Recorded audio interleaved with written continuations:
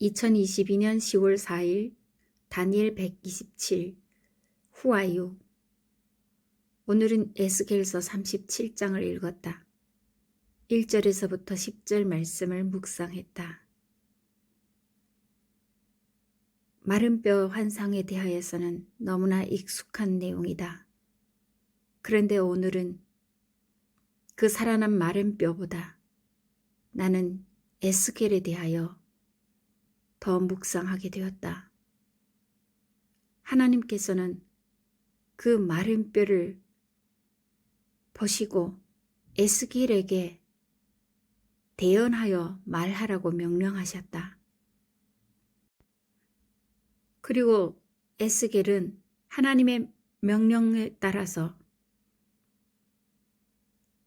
대언하였더니 대언할 때에 실제로 마른 뼈들이 소리가 나고 움직이며 이 뼈 저 뼈가 들어맞아 뼈들이 서로 연결되고 힘줄이 생기고 살이 오르고 그 위에 가죽이 덮이고 생기가 들어가 살아나는 역사가 일어났다. 그리고 살아나서 그 뼈들은 지극히 큰 군대를 이루었다고 한다. 에스겔은 본인도 아마 놀랐을 것이다. 하나님의 말씀대로 했더니 이 엄청난 기적이 일어난 것이다. 살아나는 역사가 일어난 것이다.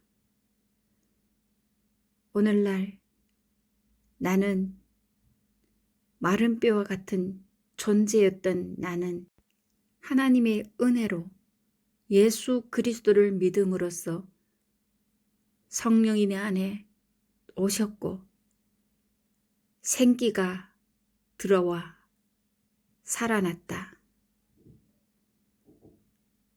살아나서 하나님의 나라의 군대가 되었다. 그렇다면 나는 이제 하나님께서 에스겔에게 말씀하셨던 그 명령을 듣게 된다. 나도 하나님의 말씀을 대언하여 전할 때 죽었던 생명들이 살아날 줄 믿는다. 즉 나의 말이 아니라 하나님의 말씀, 생명을 살릴 수 있는 하나님의 말씀을 전할 때, 복음을 전할 때 그 말씀, 그 복음이 듣는 자에게 역사하여서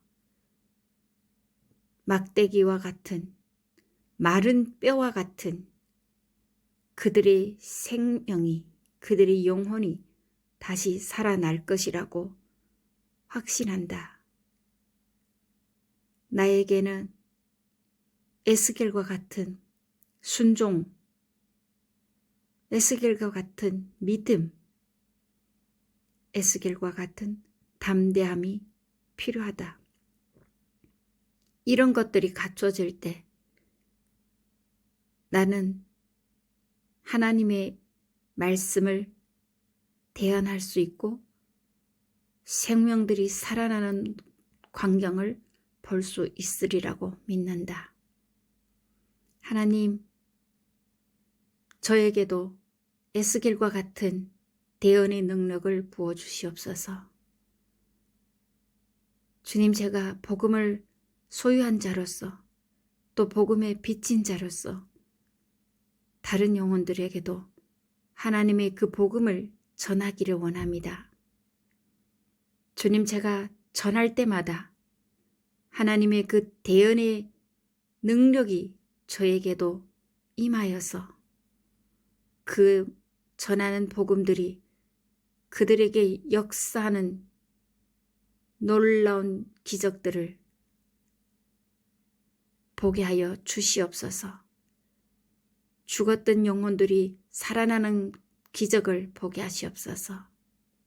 예수님의 이름으로 기도합니다. 아멘.